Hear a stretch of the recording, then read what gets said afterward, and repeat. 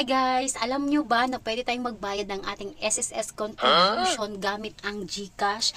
Yes, tama ka ng dinig. Kung ikaw po ay nagbabayad ng self or voluntary ng iyong contribution kay SSS, so pwede mo po itong gawin, lalong-lalo na po sa atin na mga OFW, sa akin na andito ako sa malayo. So ang ginagawa ko kasi noon guys is nagsisend ako ng pera para ihulog sa aking SSS. So dahil napakalaking tulong nitong nalaman ko guys na pwede pala tayong maghulog gamit ang GCash.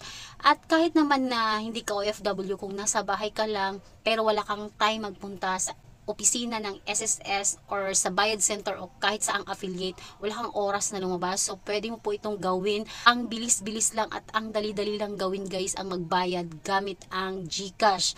Kung paano yan gawin, eto, panoorin nyo guys. Napakadali lang at napaka-convenient lang. At syempre, check nyo, dapat may balance kayo. So, ngayon punta tayo sa bills. Click nyo yung bills, guys.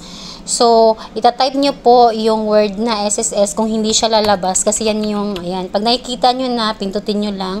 Tapos, yung amount na exact na ihuhulog nyo sa SSS. Like, for example, 1,680. Tapos, fill out nyo lang po yung mga nandyan. Sa account type, select po natin yung PRN. Tapos sa payment reference number ng PRN, i-type nyo po kung ano yung complete number. Ayan. Tapos, i-check nyo kung voluntary, OFW, or self-employed, kung ano yung status nyo. So, voluntary po ang nilagay ko. Tapos, lagyan nyo na din ng inyong email para mag-send po ng copy of bill ninyo sa inyong email na nilagay si GCash. At i-click nyo na yung next. Ayan.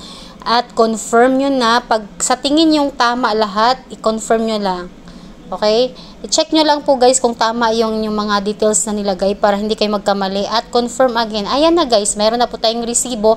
At magsisend siya sa inyong Gmail or account na nilagay. At nakikita nyo, bayad na siya. So, kung nakikita nyo lang guys, minuto na siya, pumasok na po agad ang contribution na sinend nyo ngayon lang. So, ganun lang po siya, napakadali. Kung meron po kayong mga tanong, wag po kayong maghiyang, mag-comment down sa baba para masagot po natin yan. Please share this video and follow for more.